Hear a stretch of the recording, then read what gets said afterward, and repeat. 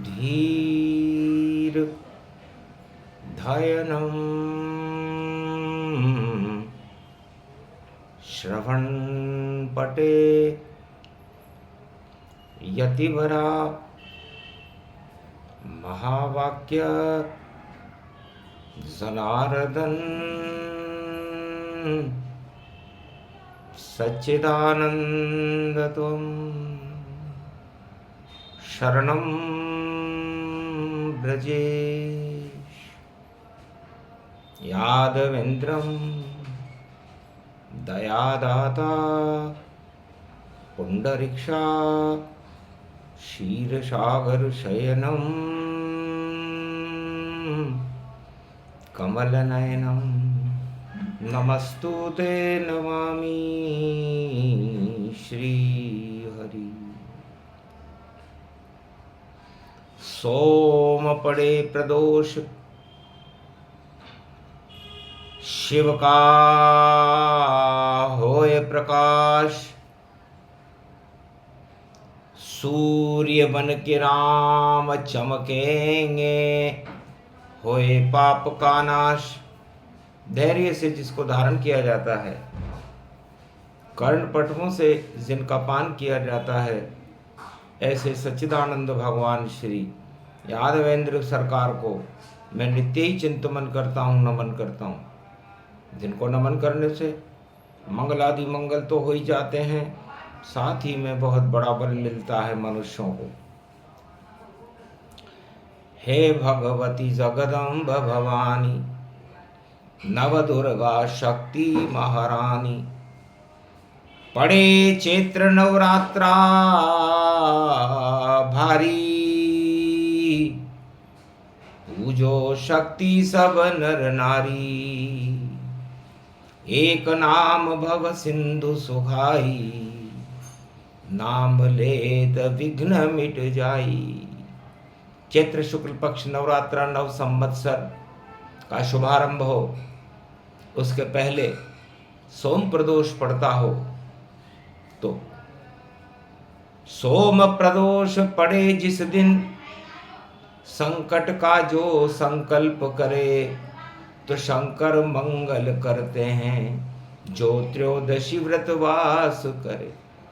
जो त्रयोदशी व्रत करत हमेशा, तन नहीं ताके रहत कलेशा, शंकर नाम निशंक सदाई, भरोसे रहो नितवा सरवाही। उस भोले की शरण पड़ो, फिर काऊ की शरण में क्यों डोलो, शंकर भोले की शरण पड़ो, फिर काऊ की शरण में क्यों डोलो। 8 प्रबल राजमद होते हैं। भगवान शंकर उमा जी से कहते हैं कि जब पृथ्वी पर दोष उत्पन्न होता है और भोग उत्पन्न होते हैं, तो प्रदोष भी उत्पन्न होता है, और भगवान शिव का प्रदोष सारे दोष को हटा देता है।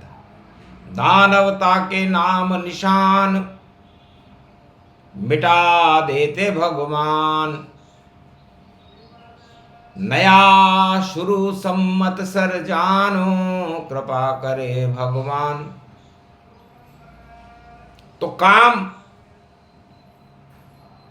सारे जगत को मदहोश कर देता है, और राम चारों युगों में पूरे विश्व में प्रकाश भर देता है। बस इतना ही अंतर है। तो काम शक्ति कामदेव शिव कियो भसम, और यही है चारों युगों में सत्य की रसम। तो सत्य आत्मा में प्रकाशमान होता है, और काम संसार में अंधकार फैला देता। काम ज्वर, 8 तरह के ज्वर होते हैं, उसमें काम वासना भी एक ज्वर है। और इस ज्वर को हटाने के लिए राम उपासना चाहिए। और राम उपासना का समय सबसे सुंदर जान, 9 दिन का नवरात्रा कृपा राम की मान। तो जो चैत्र शुक्ल पक्ष नवरात्रा, जो भक्ति का नवरात्रा है, शुभारंभ होता हो, गुरुवार को नवरात्रा का शुभारंभ है। तो समझ लेना चाहिए कि राम प्रकाश करे जग में, मंगल भारत का कर देगा। और जितने दंगल हो रहे जगत में, उनको नष्ट सब कर देगा। तो दंगल होते काम से और मंगल करते राम, क्यों दंगल में फंसते हो और क्यों होते बदनाम। तो दंगल में वो फंसते हैं जो बदनाम होते हैं, और मंगल में वह रहते हैं जो राम क्यों। तो राम रसायन तुमरे पासा, सदा रहो रघुपति कर दासा। तो ये राम रसायन कहां मिलता है? जब भगवान शंकर ने सारे ब्रह्मवेताओं से हिमालय कैलाश पर यह प्रश्न पूछा तो सन्नाटा मच गया। पूरे त्रिलोक में, चारों युगों में सबसे बड़ी शक्ति है तो राम रसायन है, और बाकी सब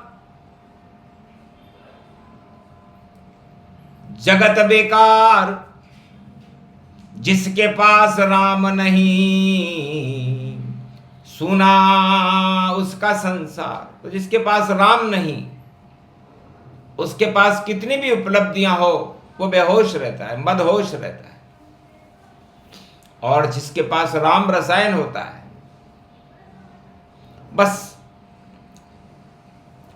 कोई कहे राष्ट्राध्यक्ष अणु, कोई कहे धनी में सबसे बड़ा, कोई कहे सेना मेरी है बड़ी, कोई कहे तेल मेरे में खड़ा, कोई कहे कृषि में मैं समर्थ, कोई कहे मेरा परिवार बड़ा। सब धरे यहाँ रह जाते हैं जब राम अयोध्या में है खड़ा। जब राम अयोध्या में आते हैं तो ये सारी शक्तियां निस्तेज हो जाती हैं। और वो समय आज सोम प्रदोष से प्रारंभ होता है, पंचक में प्रारंभ हो, सोम प्रदोष गति जान। आगे पड़े नवरात्रा तो राम राम रस राम। सारी दानवता भंग हो, बरसे राम के रंग, राम रसायन ही करे और देखो नष्ट ये जंग। तो सारे राष्ट्राध्यक्ष जो दानव नीति को अपना रहे थे, उन्होंने कहा हमारे पास तो अणु है। तब सारे ब्रह्मवेता और शिव जी हंसने लगे कि तुम्हारे पास यदि अणु है तो हमारे पास राम रसायन है। तो राम रसायन किसको कहते, शंकर भोले बतलाते। और ये तो शिव के पास रहे और नहीं किसी के पास जाते। तो राम रसायन बजरंग बली सदा रखते हैं पास, एकादशवां रुद्र है वही शक्ति है खास। तो राम रसायन अतुलित बल को कहते हैं। अणुबम की भी एक शक्ति होती है, दानवता की भी एक शक्ति होती है, एक सीमा होती है, लेकिन राम रसायन अतुलित बल है। और इस बल के आगे सारे बल निस्तेज हैं। उनका नाम हनुमान जी है, वह शिव का ही एकादशवां रुद्र है और राम जी के चरणों का दास है। इसीलिए भारत में खास है और चारों युग में उसका ही प्रताप है। और बाकी तो संताप ही संताप है। इसलिए हे संसार के राजाओं, आप अपना धन बल, भुजबल, सत्ता बल और अपना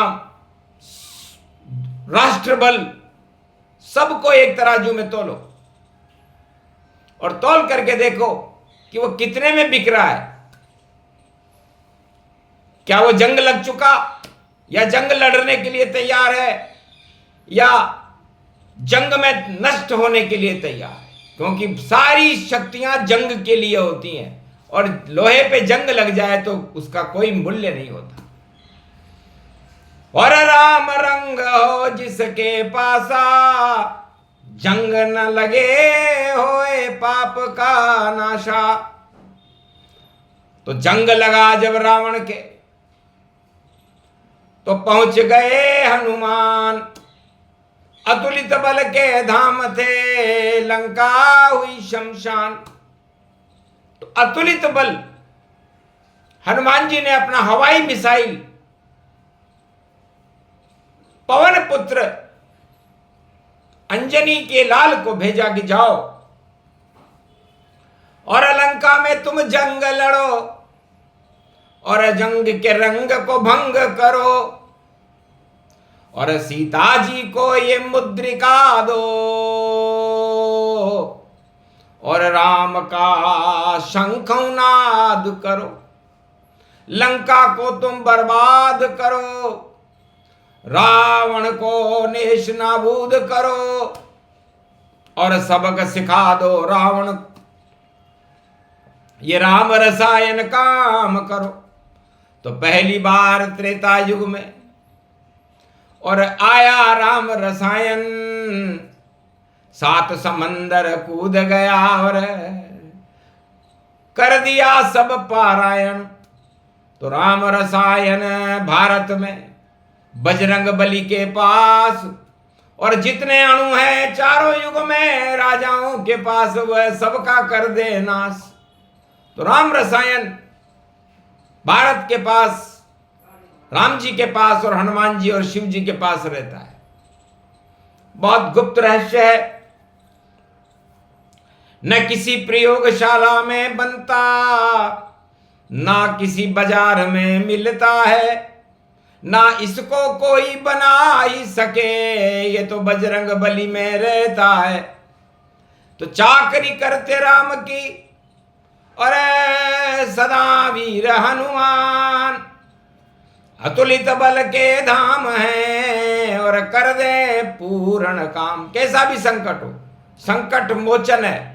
तो जब हे कलयुग के राष्ट्राध्यक्षों, जब सारे विश्व में संकट के बादल छाए हुए हैं, बमों की बरसात हो रही है और आप समझौता करने में तुले हुए हो, इससे कर लूं उससे कर लूं, उसके जोड़ूं हाथ, लाख करो तुम चतुराई पर खा जाओगे मात।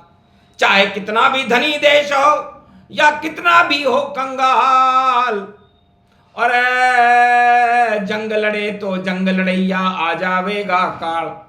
तो काल कर्म की गति को समझ सके नहीं कोई, और काल बचा सकते हैं बजरंग राम रसायन होए।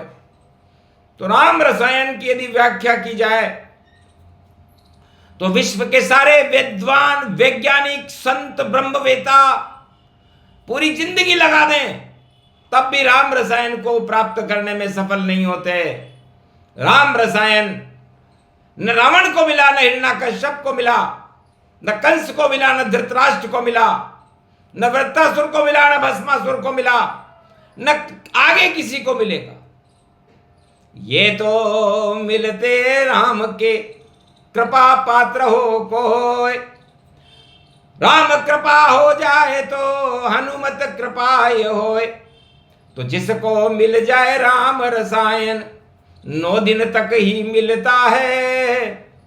जब होता नवरात्रा देखो राम जन्म जब होता है, तो अष्ट सिद्धि नव निधि करी दाता और असबर दीन जान की माता। तो इस राम रसायन को जनक जानकी जी ने लंका में हनुमान जी को दिया कि ले जाओ, आपने मुझे राम मुद्रिका दी, मैं राम मुद्रा हो चुकी हूं और आप ये राम रसायन हो चुके हो।